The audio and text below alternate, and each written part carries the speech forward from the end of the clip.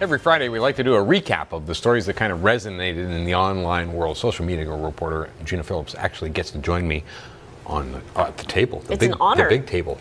Margaret Thatcher, obviously, at the beginning of the week. Oh my gosh, this was huge. But the weird part about this is that there was so much negative reaction to her as a person, throughout her career and that sort of thing, that it just continued with her death, which some people found was in totally bad taste. People were very cruel online.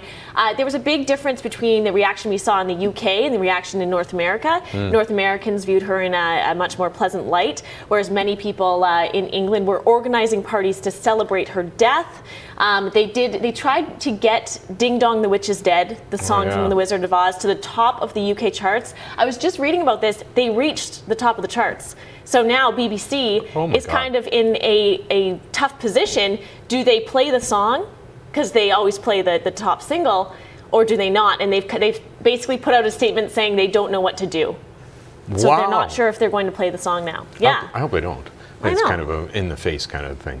RBC trended online, too, more than I would have expected. Yeah, it trended right away after this outsourcing scandal came out, that many people were losing their jobs and replaced by foreign workers within RBC. This is something that really offended a lot of Canadians. I think they expected more from such a big organization that I think a lot of people trusted. Companies always forget that they have to be extra careful these days, because if you don't immediately address something, if you let things go on social media, they get completely out of hand. People start hating on these companies, just like RBC saw this week. Many people calling for a boycott.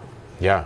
Wow, incredible. Bull Reese obviously at play at the end of the week. Oh yeah, I mean, this just continues. Now he's apologized. Harper has come out completely against Bull Reese and what he said in this 2007 blog post, and the anger continues because people want him to retract his statements now. Yeah, and just quickly, because I understand you have a great graph about how much social media is dropping off. Yes, well, teens have now shifted away from the traditional social networks. Isn't that funny that we can say that now? But yeah, like Facebook and Twitter and Flickr and the ones at Google+, YouTube, the ones that came out before. But Facebook especially has seen a 10% drop in the last year, Pat. So experts are looking at this and going, they're looking at more sort of quick social networking now, Twitter's messaging. Doing fine. Twitter's okay, but you know what? Teens aren't really on Twitter.